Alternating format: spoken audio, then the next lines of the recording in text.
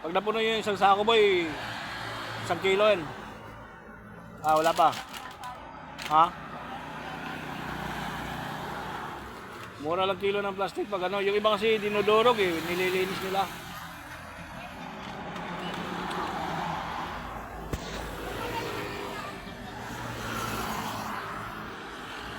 Mga bata din.